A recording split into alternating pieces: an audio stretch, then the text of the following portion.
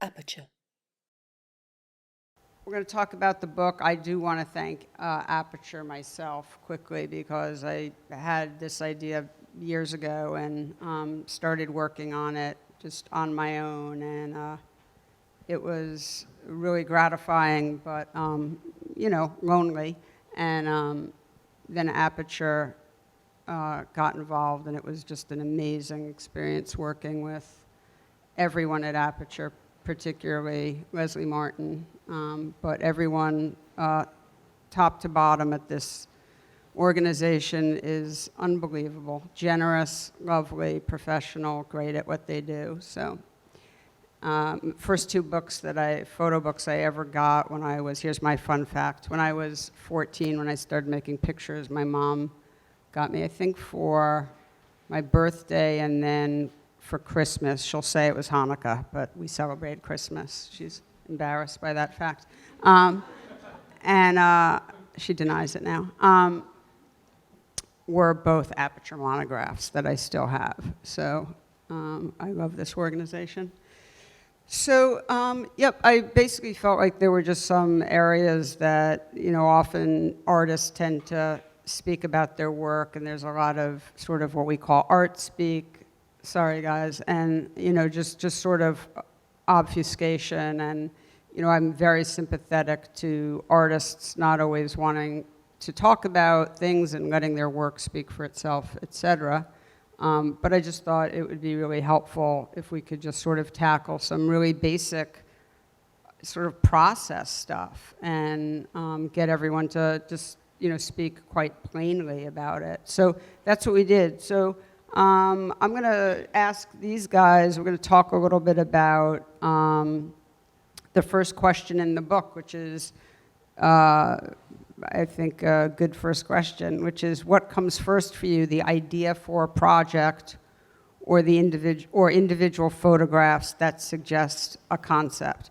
Let me just say that one thing that was so fun about this book, which of course I knew ahead of time, is that some people would answer certain questions with, oh, well, of course it's this, duh, basically.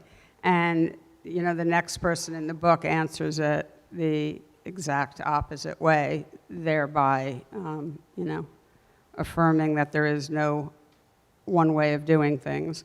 And this question was no different, although, having said that, these three answered that question very similarly. So Elinor said, somehow both things are happening. I can have an idea for a project and then take individual pictures that will lead me to change the project. Many times I will take pictures that I think are about one thing, but they end up being about another thing. Then I listen to my own pictures and understand what my project is about. Paul said they go hand in glove. If you're a photographer who works with life and you have to put yourself into the territory where that imagery and your thoughts might coalesce, because you need the vital lesson that first key image provides. Not the first image, but the first key image, the one that unlocks the door, the one you stumble over. It might surprise you by coming in from left field, taking things in a completely different direction. Gus said it begins with pictures that just have to be made on their own, each one for their own reasons. Most will never be a part of anything, but then there will be a picture that announces itself, sometimes at its creation, sometimes later as a surprise, as some sort of thesis statement, cornerstone, or riddle that asks for attention. That's the one that goes up on the wall that I use to inform my path forward. So, I just love the way they all answered that question. I think it's really beautiful. I'm going to read something else that I found that Paul said, and then I want him to, address this, and then maybe all three of you can sort of just talk about this idea of letting things sort of happen. I was reading an interview that Paul had done a number of years ago about series American Night, and some of those images are extremely overexposed, white images where it's hard to see, what's happening. And Paul, you said, one afternoon I went to the cinema lazy me. And when the movie finished, I walked out a side exit door that led straight into the bright afternoon sunlight. I stumbled around thinking, what is going on here? While completely blinded by the brightness, I noticed the slightly unhinged guy shouting to himself as he walked across the car park. And I realized how amazing this whole scene was. With my overwhelmed, burnt-out vision, this poor man appeared to be crossing a wasteland of whiteness unnoticed by the world. And that led to, it seems, this concept for this work, which I didn't know, and it was really amazing reading that. So if you could talk about that. Yeah, thank you, Sasha. Yeah, I had to put myself back into what I was saying whenever that was, like 7 years ago. But yes, that was one of the... It ties up neatly with what you were saying about this moment of discovery, about how... I don't know if photography is unique, because certainly in other art forms, people do stumble across the work, irrespective of their conscious mind, in painting and to some degree almost in writing. I feel that way, but certainly in photography. And I too was struck by the similarity of how not everyone, but a vast majority of the people did give a very similar answer. That photography is, you can come at it with the best intentions and the best concepts in the world, but often the thing that comes out of nowhere, the left field, I refer to it there, is the key to your work. It leads you down a fresh path, and it's so much more revealing and powerful than anything you had cogitated on for months and done all your research about and so on. Yeah, and the key is having the sensitivity to recognize it and the humility to accept it and embrace it, which is a hard thing, because you want your conscious mind wants to control everything you do, and you've worked so hard and you've done your research and read everything, and then it turns out that this accidental picture is better than anything you thought up or intended. I don't know if you found.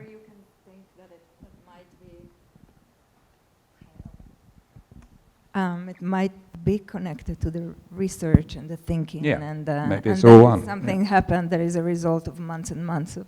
Yeah. You put yourself out there. You were in that situation where you were put yourself in this situation. It isn't an accident that you are out where you are with a camera in your hand, set to the right exposure. That is not by chance. So anyone who says, oh, what a lucky accident that you got this shot, it's like someone, I was on the golf course and I was hitting the ball for 20 years and it went down in one shot. It's amazing. What lucky, I got a hole in one, No, you worked hard at it, One part that's always been, relates to this, is having a dialogue with one's own work. You go out, and I'm always making photographs, but most of them will never see the light of day. But every one of them is a part of that process. I have this big thing where I think about all those perhaps poorer photographs as being these sketches that lead up to those larger manifestations of something that is significant. But it is, I completely agree with it coming in sidewise, that it's not something that you knew that this was the moment when you went out the day to make it. It just happens. But then there's this dialogue, at least for myself, that I have with my own work. There is that picture that stands out that is doing something different, and you're not necessarily able to describe everything that's working in it. But there's something in it that it provokes you and you keep looking at it. And a big part of my process is then living with that picture and having a dialogue with it. I mean, in some cases, literally, there's a certain picture that gets stuck up right above my desk that kind of provokes me as I try to go forward. And that picture might not even end up in the final work, but it's that dialogue of looking at it and understanding what worked there, what do I understand about it, what don't I understand about it, that makes me want to go out and to try and pick up the scent of that thing that happened in that one moment and apply it to future work and to a larger project. Do you ever stick up the bad ones? Yes. So you never ever will take a picture that bad again? I don't know. I love them all a little bit. All my children, a little bit. Elinor, I know, one thing I've wondered is you have, your work is sort of opus of your life. I mean, Elinor is whatever you want to call intimate, diaristic, journalistic photographer who, if you don't know this, you know, has been photographing her family through her entire life as a photographer. It's an incredible document. You have, you don't have to answer this if you don't want to, but you have a body of work closer that really sort of almost bleeds into your next body of work, Crisis. And I wonder if you could talk a little bit about sort of coming to delineate those two bodies of work and how, you know, how you sort of feel that out. It's working. So I never know what's going to happen because this is my life. So Closer was one period of time, coming of age and leaving home, living in Israel, moving to America. And then who knew that a crisis will come to my marriage, that me and my husband will almost divorce. I mean, made an interesting body of work, so maybe it's good that it happened. But I never know what's going to come. And there's some projects like, I think Mother, my previous book, was a more defined, like, okay, I got pregnant, I know I have twins, they got born, I became a mother. So this body of work, as I was creating it, was about motherhood. But my recent book that just came out, Midlife, I didn't know I was even creating a body of work about midlife, and it seemed like different series until maybe 2 or 3 years later. I was like looking at all of them, and they're like, they make sense together. And, you know. I'm wondering, how many, this isn't in the book, but I just want to know, how many potential bodies of work are you all sitting on at any given time? Like some jewels, some things you have off to the side that may or may not turn into something. I mean, I know artists who don't, that's just not the way they work at all. And I know artists who have, you know, constantly have sort of handfuls of potential projects that may turn into something or may not. What about with you guys? I do have some, but also photography depends on access. So I have some projects that I've been working on, one for 20 years, one for the last 5 years. They're not as intense in terms of creating work as work that comes from my personal life. But one of those projects now, the access is changing to those people. So there's also people change but yes, the answer is yes, I do have some projects. I have an awful lot of great ideas in the pub on a Friday night, but by Monday morning, I seem to lose most of them. I don't know, they seem to just sort of disappear by then. It's a tragedy. I should write them down. That's called the human condition. I write some of them down. I mean, and it relates a little bit to the earlier question about what comes first, the pictures or a project idea.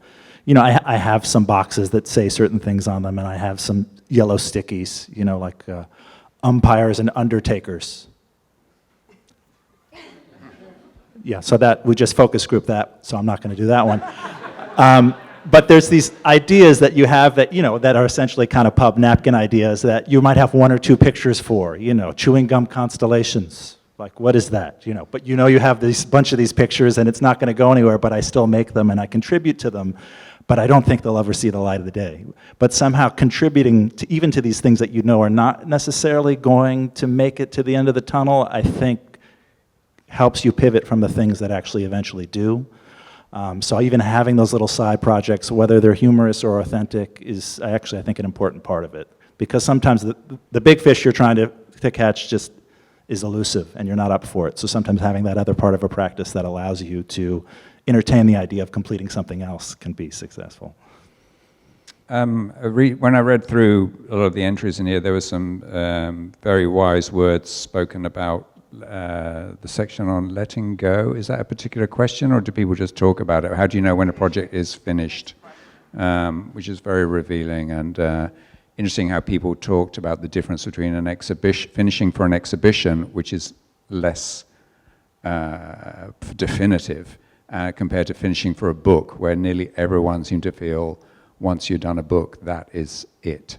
And that was a pretty common refrain throughout here. And the interesting thing is how the book has become the easier thing and the more egalitarian thing, that we're all able to, everyone in this room can make a book on the computer tonight, but it's actually the more definitive expression of an idea and tends to lock it permanently. At least yeah, I agree with that. I mean, I think the rise of the photo book and it being the thing that photographers are sort of pointing at is really unbelievable and great. I mean, I'm all and here we are. Where do we get paid for these sentiments?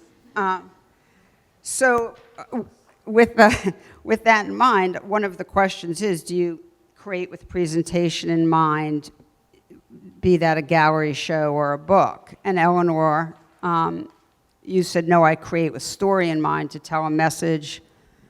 I tell the whole story at the end of the project. Paul, you said it used to be books, now it's more 50-50 between books and exhibitions. And Gus, you said books all the way, which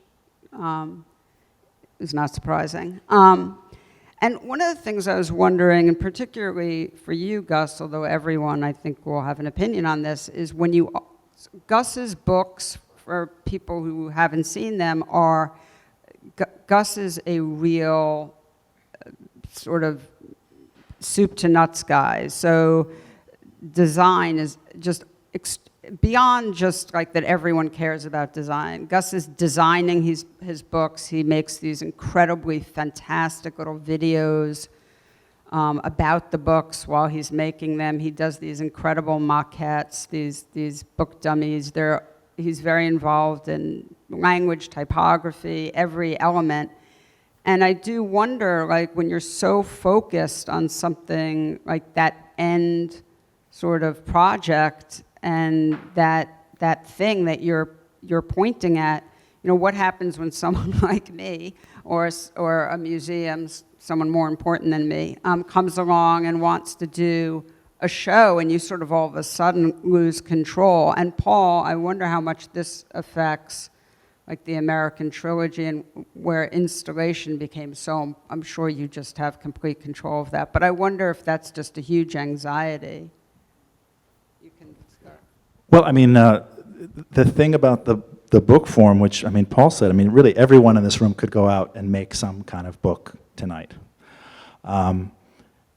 It is soup to nuts. I do like to control it all, but you actually can control it all. Which isn't to say that I don't want to collaborate with others. It's more just that it's a part of the practice that you can do really well on your own and see all the way through. Whenever I've had the opportunity to then translate some of those things into exhibition spaces, it's just a new opportunity. You know, when we worked together with The Lonely Ones, and that book was so much about the transmission of text and image together and using these gatefolds and using a small book format and the act of turning a page, all these things that were so linked to that object. Coming up with ways to translate that into an exhibition space were difficult. And to me, that work really did exist as a book form. But I was enthusiastic about trying to come up with a way for there still to be something tactile, and we did this letter-type pages that echoed the book and had that kind of object value. So, I mean, anytime getting to do those larger exhibitions is it's a wonderful opportunity, but it's a huge financial investment and undertaking. And, you know, for the cost of making a few of these prints, you can actually do a book. Now, you might be stuck with them all, but you'll have them, and they'll exist, and they can get remaindered, and they can get thrown out, and someone can pick them up and then give them to somebody else, and they have a life. So that part of the object, it's egalitarian, and they have their lives. They go out into the world. I mean, I love being able to make big prints and to exhibit work, but financially, it's a huger undertaking, and often, so far, with less of a return. The thing about books that I think is it's not just that you can make them, it's the experience of someone sitting somewhere looking at them in a place that I don't know. and the book being in their bag and traveling with them. All of that, to me, is part of it. You know, that object in your hand. And the actual exhibition space, I think in the ways that I would want to imagine it, the financial resources haven't been there yet. You know, but there's definitely been exhibitions where they've just gotten me in the gut, and that's the way it works. So myself, I haven't been able to find a practice to do exhibitions that I'm as involved in as I can be in the book format. So. What was my part? Oh, exhibitions versus, yeah. I mean, the weird thing about exhibitions is people seem to think you know what you're doing, you know? They seem to think it's terrifying when someone says, and here's your space at this museum, or here's the big Chelsea gallery space. Decide where you want walls and where you want the work. Thank you very much. You know, we'll look at it. And they seem to expect that you just somehow magically know where to put everything. And strangely, it does kind of work out at the end of the day, not because you're, you know, a genius, you should have been an architect, but because you know your work so well. You know where you want, you sort of have, you may not be able to articulate it, but you know what you want as broadly the beginning and what you consider the meat and where you want to finish up, you know? And so there is, it may not be a narrative, but you know the sort of process because you've discovered the work yourself. You've walked through the work, you know, you've had the journey of discovery, and you can hold people's hand to help them go through it, be it in a book or be it in an exhibition. So yeah.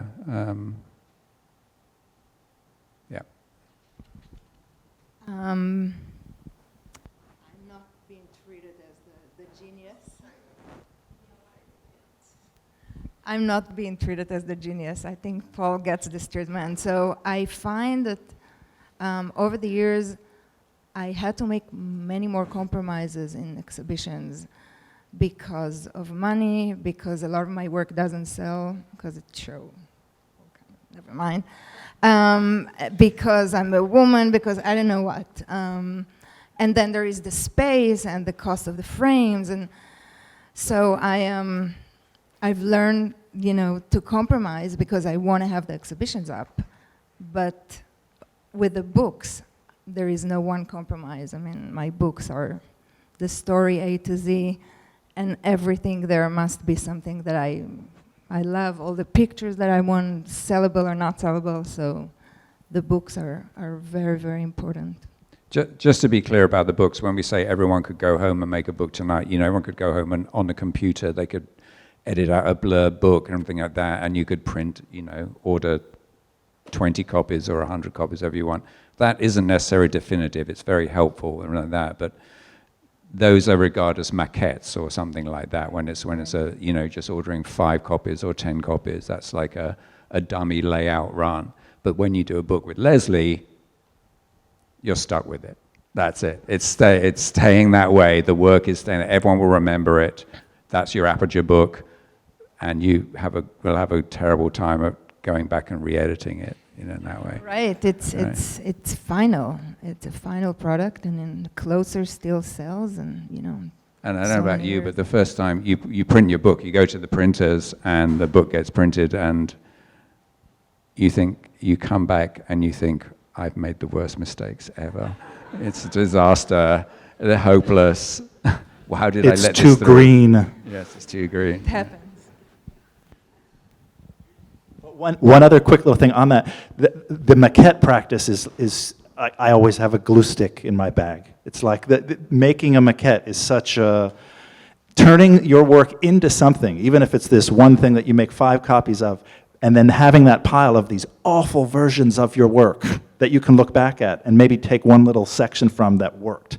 But you only get to have that if you actually turn it into something. If it just lives as a PDF, it's just this, it has the same meaning as the junk mail on your computer. But somehow just actually giving it a 3-dimensional shape makes it become a thing that will have to either defend itself or just rot away. I love, for every book I've done, I have a box full of maquettes that, you know, some are awful, but every one of them has something to it. So that part of the process is a big one for me, and one that I really enjoy, too.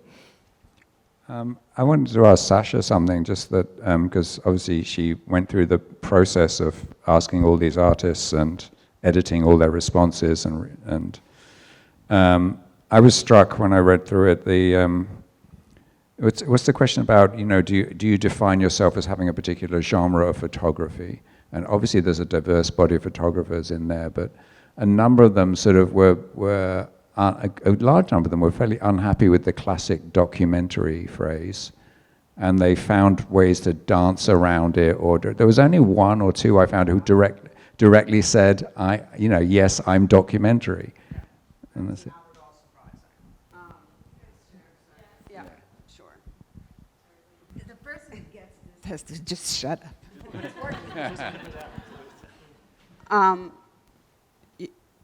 I didn't find that at all surprising. There's certain questions I asked that I sort of had a sense of what the majority of the answers would be and whatnot. And, there's certain questions that photographers will sort of dodge, or this is one of them. I mean, this is part of, what I call, and I think other people have maybe or maybe not used this phrase, but what I call the tyranny of the new. But the people are so scared of not being absolutely current that they just reject certain old labels out of hand. I mean, it's completely ridiculous. I mean, there's just so much of this stuff that's complete nonsense, but it's completely normal behavior. I mean, I don't think I think it's silly, but... Of course, what I was hoping for was someone to come up with the perfect new term. I mean, the perfect term that we could all steal. Well, we all use. say post-documentary as a way of skirting documentary, but... Zora Murph had, which I like, neo-documentary, yeah, which I know, liked. it's fantastic. Yeah, It's- his wife, I think he said his wife called it neo-documentary. Yeah, I mean, but this is people just are trying to come up with a way of making sure you don't think of them as being stuck in the past, as if the work can't speak for itself, or as if somehow we're going to be fooled by some use of a term rather than just looking at the work and being able to evaluate what it is. And also, I think it's time, as I think everyone up here probably does, to stop being scared of making work that just engages with the world as you see it. It's a really wonderful practice. Right. I mean, to be fair, documentary, to you say, oh, that's documentary photography, that does become a siloed term, where they're saying it's a neat category into which to dump people's artistic output, and that is very unfair but used by the art world. It's very unfair upon photographers, upon some great artists, to say, oh, Robert Frank, documentary photographer, is that really it? It's such a insufficient term. I mean, I think all of this stuff is and some of the questions in the book are there because I know people are going to answer them in different ways. It's sort of not worth sitting, getting into the thought behind. But, I think a lot of things are really reductive. I mean, in life in general, like, if you listen to, hip hop, you're not supposed to listen to country music. I mean, everything is just sort of so bizarrely like, as if one thing is great, the other thing somehow then is diminished. I mean, it's just a ridiculous way of looking at life in general, let alone artwork. So I don't think anyone has to be any one thing. And I think your career is actually really exemplary that way because you've been very comfortable just sort of following your head and gut in some sort of tandem into doing very different work throughout your life. And, I think it's worked out well for you. Thanks. Send the check to 255. Thank you all for coming.